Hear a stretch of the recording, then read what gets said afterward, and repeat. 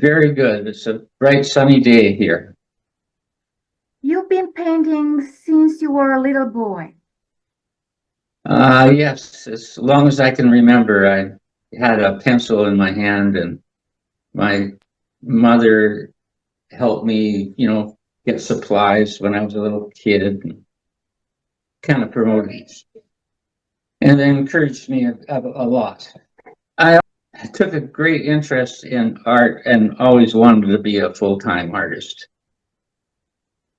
What is your earliest memory of you as an artist? I, I don't know if I ever realized it. I just did things for myself, to my pleasure. I don't know if it was art or not. What was your medium when you started? So you started with crayons, but after?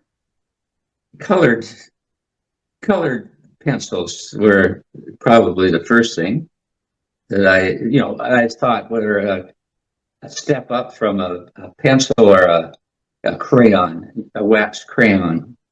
I thought that I was really mature when I'm talking when I was 7 years old or something, but I thought I was being very mature having colored pencils. You went to your art school in Vancouver. Yes, it was a precursor to the Emily Carr School of Art, but it was just called the Vancouver School of Art then. It was a diploma, and now Emily Carr is a degree. And you have been influenced by the group of seven quite a bit. I have, and along with many other Canadians, they're fantastic paintings that they did. They were breaking the norm for the time too, with color, perspective, and subject matter. Those are the things that influenced me all the time. The French Impressionists were doing similar things at different times, but that's what draws me into their paintings is the color mostly. You have a very rich and vibrant palette. In the latest versions of the color, I remember this was 40 years ago, coming across magazines of the Southwest art, and how, again, color drew me right in. So I looked at that magazine quite a bit, but I'm still influenced by illustrators. Illustrators. When I went to the art school, I thought maybe I'd become an illustrator. So I keep looking for influence from illustrators because of their odd perspectives and also their techniques, that are so varied. And I've gone through a couple of different techniques in my time: dry brush and pesto. Early stuff was influenced by David Milne, a Canadian artist who used dry brush. You are influenced by your surroundings. Yes, very much so. We go traveling, it doesn't show up right away, but a lot of my subjects are imagined. Maybe they start from a photograph, or I do the rough drawing and then I don't look at the photograph anymore. And then as I'm painting, it does change a lot. It doesn't look like the photograph or the subject in a lot of cases. I let the paint sort of influence me. I change if it's working, go in that direction. So it's not about the subject matter, it's about having the end result being a good painting. if someone recognizes a place, I don't want them to say, "Oh, it had 3 trees there, and they weren't red trees." I want it to confuse. I want it to change up and be whimsical as a painting, not as a photographic memory of some place. I noticed that in many of your paintings, water meets land. Yes, well, where I live, it's you know, I'm surrounded by it. You know, observe it all the time, so therefore it shows up in my paintings. Let's talk about the palette. How do you decide what are you going to use in your painting? Because they kind of change from painting to painting. That's because I'm very confused. When I start a painting and the colors will change during that process. I wish I had a palette, but sometimes I do get into a rut where the palette is the same, and I do try to change it by limiting the colors that I use. Yeah, that's an experiment every time, it seems to me. I know that other artists, you can tell, they have the same palette. You can see from across the room that it might be them. With mine, my palette seems to be all over the place. Also, my subject matter is all over the place. I don't like to be stuck in a groove. I I might sketch in the field, but I won't paint.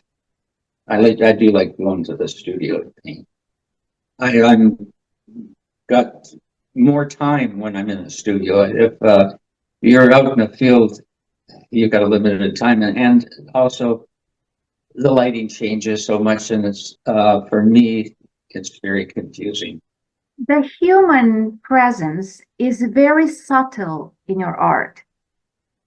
Well, yes, I like to leave something that looks like a narrative, like even if it was an open gate or a car, or anything similar that, or a shadow of a person.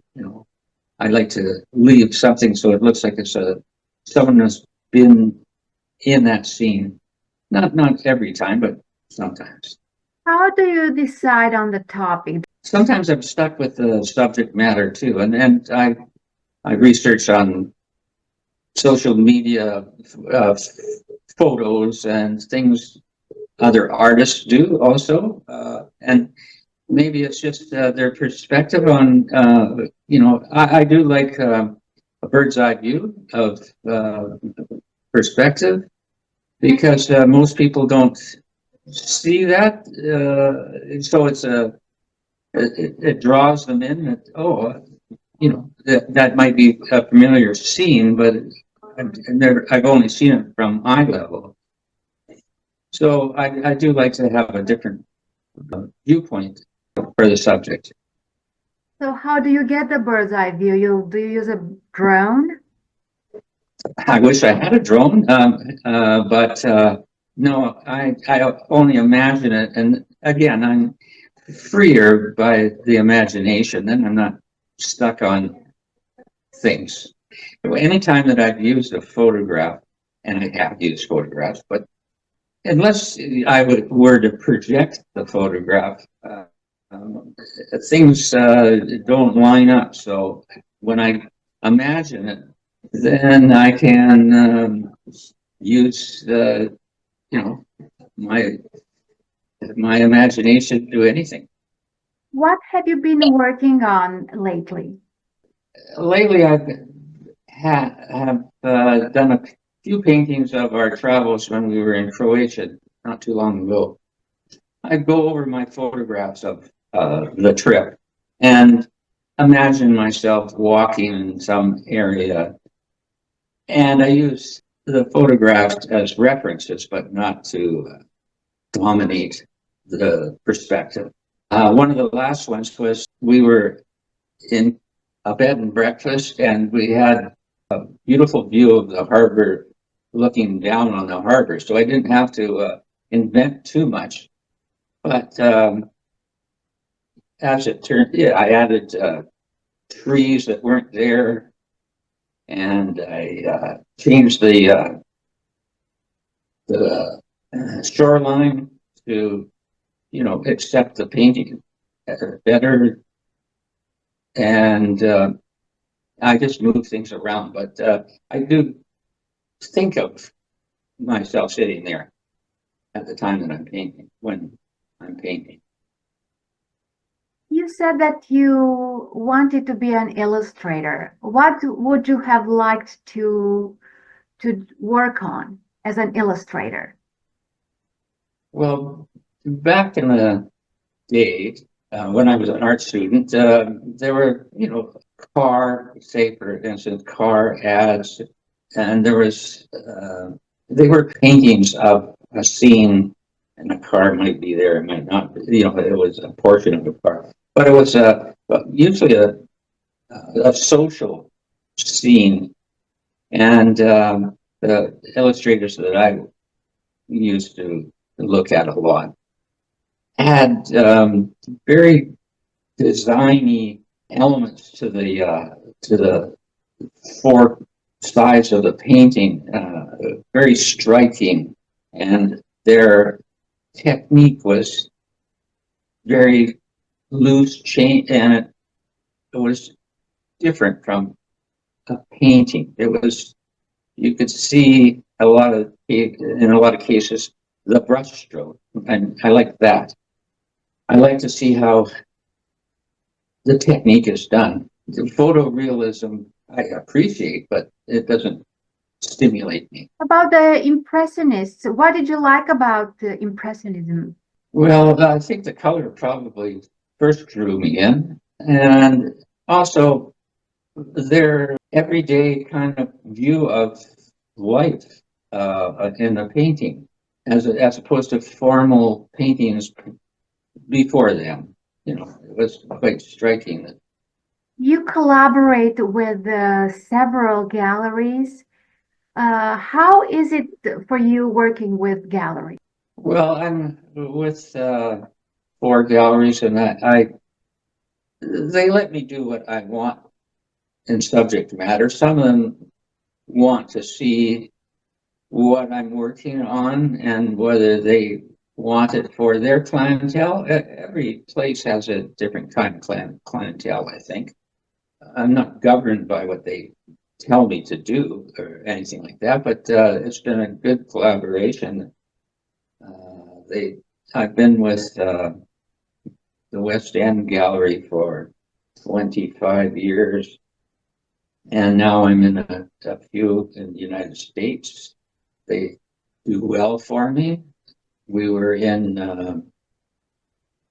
Scottsdale, Arizona, lately to see the gallery that I've been in there for 8 years, but we've never met the people and never been to Scottsdale before. So we went down lately and introduced ourselves there. It was quite a beautiful gallery that they have.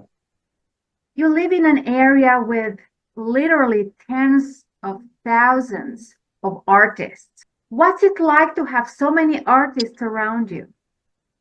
When it comes to knowing personally other artists, I don't know very many. I'm not a joiner. Other artists I know are get together to have drawing classes together, or they feed off each other, but I don't. I'm a loner, and it's hard for me to even talk about my art. I'm not a man of words. So that's the studio here. Are we still connected? Yes,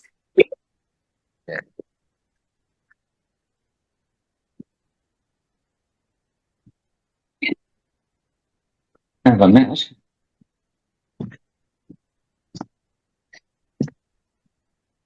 Okay, well, this painting here, I'm still working on, but it's some typical subject matter that I do of villages on the coast, and each they're mansions. People always ask me where is that, and I'm not sure. It's just a typical of kind of an old village on the coast, and usually I start with the background being the islands or the inlets, and then I will put in this case, put the housing on pilings and for interest. And there's a boat in a boat shed. You know, and that's another example of giving a little more narrative.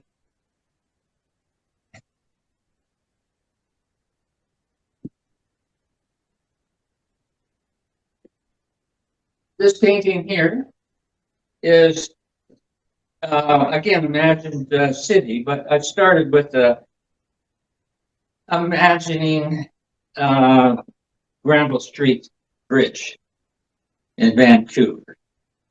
But everything else is just from imagination. It's sort of like Vancouver and the False Creek, but I'm not married to detail.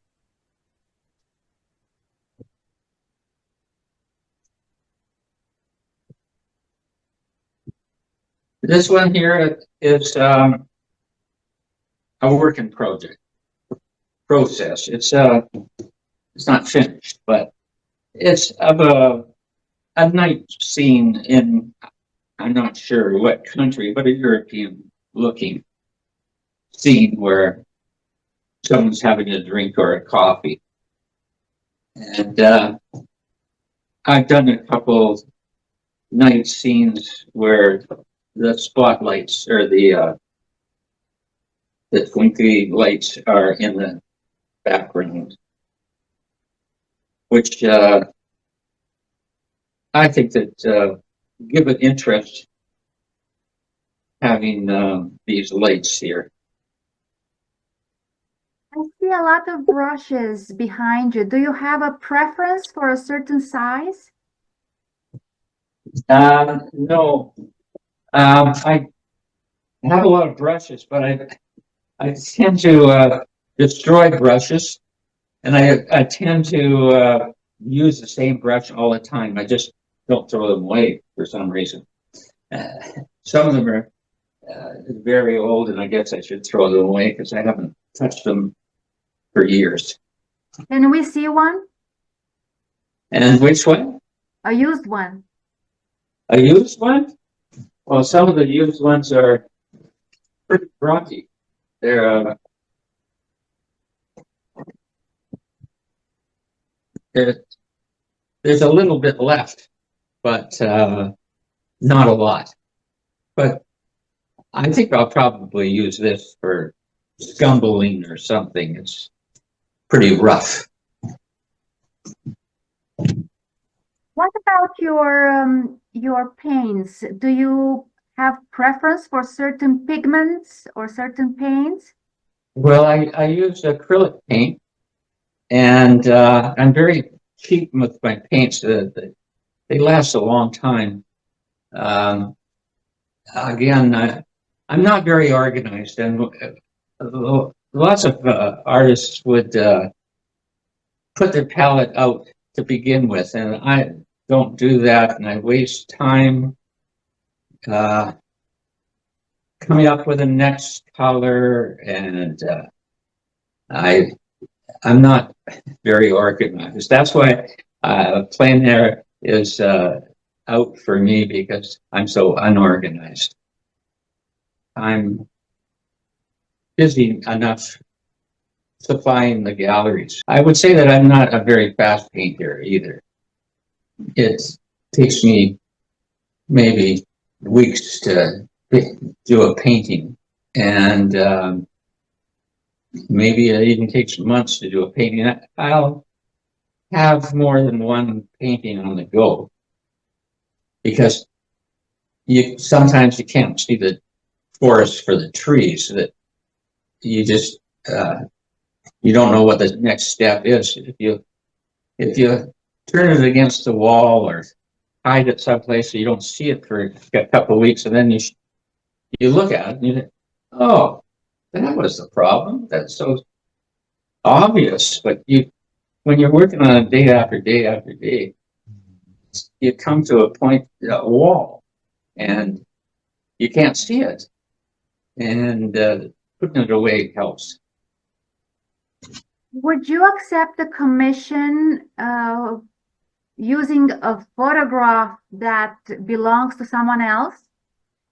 I have done that. I've done commissions, but usually what they are, if they inspire me, and I have artistic license to do so, change it up a little bit, and I'll show them a sketch of what I'm thinking, and it has worked out that way, where I can use my own colors and maybe distort things and give them a sketch.